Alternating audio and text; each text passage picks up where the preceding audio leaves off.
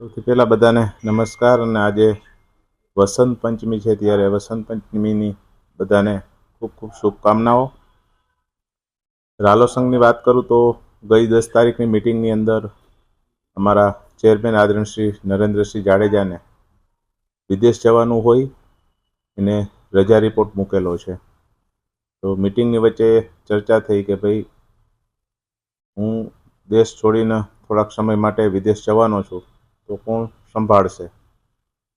ખરેખર જ્યારે ચેરમેન બહારગામ જતા હોય, વિદેશ જતા હોય, ત્યારે વાઇસ ચેરમેન સંભાળતા હોય છે.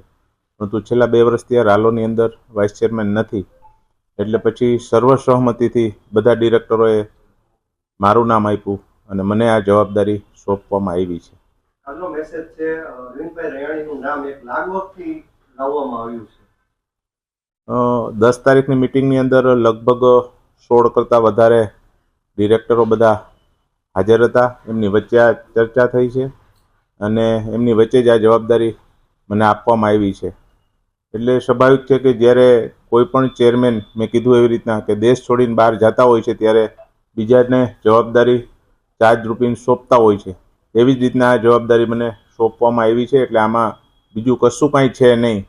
બધા સાથે મળી અને જેવી રીતના અત્યાર સુધી બધા ચેરમેનશ્રીઓએ રાલો સંઘની ખૂબ સારી રીતના સંભાળ લીધી છે, એવી જ રીતના હું પણ બધાને સાથે રાખી અને જવાબદારી સંભાળવાનો છું. અરવિંદભાઈ, એક મોટી જવાબદારી તમને કારોબારી સભ્ય પણ પ્રદેશમાં આવ્યા છે. જવાબદારી વિશે શું કહેશો અને શું તમારું વિઝન છે? ખાસ કરીને જ્યારે મને પ્રદેશની અંદર કારોબારી સભ્ય તરીકેની જવાબદારી આપી છે, ત્યારે રાષ્ટ્રીયનું અમારું શિસ્ત નેતૃત્વ અને પ્રદેશનું શિસ્ત નેતૃત્વનો હું ખૂબ ખૂબ હૃદયથી આભાર માનું છું. હું હંમેશા કહેતો આવ્યો છું કે જવાબદારી કોઈ નાની હોતી નથી. જવાબદારીમાં કામ કરવા માટે સતત આપણે મહેનત કરવી પડતી હોય છે અને મહેનત કરતાં કરતાં કાર્યકર્તા આગળ જતો હોય છે. મને પાર્ટીએ છેલ્લા 25 વર્ષની અંદર ઘણી બધી જવાબદારીઓ આપી છે અને જવાબદારી સારી રીતના નિભાવવાનો મેં પ્રયત્ન પણ કર્યો છે અને નિભાવી છે. એવી જ રીતના જ્યારે પ્રદેશની અંદર મને કારોબારી સભ્ય તરીકેની જવાબદારી આપી છે, ત્યારે ખૂબ સારી રીતે મહેનતથી જે પાર્ટીની અપેક્ષા છે એ પ્રમાણે હું નિભાવવાનો પ્રયત્ન કરીશ. અરવિંદભાઈ, સામાકાંઠા વિસ્તાર હંમેશા ચર્ચામાં રહે છે.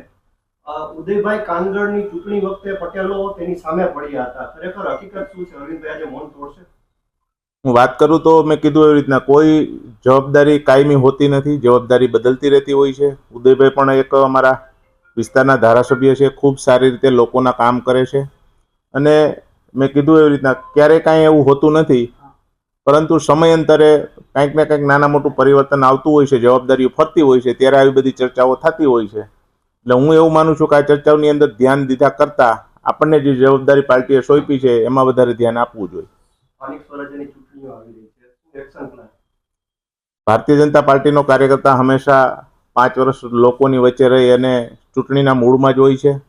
જે રીતના દેશના વડાપ્રધાન આદરણીય શ્રી નરેન્દ્ર મોદી સાહેબ દેશ માટે કામ કરે છે, ગુજરાતની સરકાર ગુજરાતના લોકો માટે કામ કરે છે, ત્યારે કોઈ પણ ચૂંટણી ભારતીય જનતા પાર્ટીના કાર્યકર્તા માટે નવી હોતી નથી. હું એવું માનું છું કે આ ચૂંટણીમાં પણ સંપૂર્ણ રીતે ગુજરાતની પ્રજા ભારતીય જનતા પાર્ટી સાથે, નરેન્દ્ર મોદી સાહેબ સાથે રહેવાની છે, એમાં કોઈ શંકા નથી.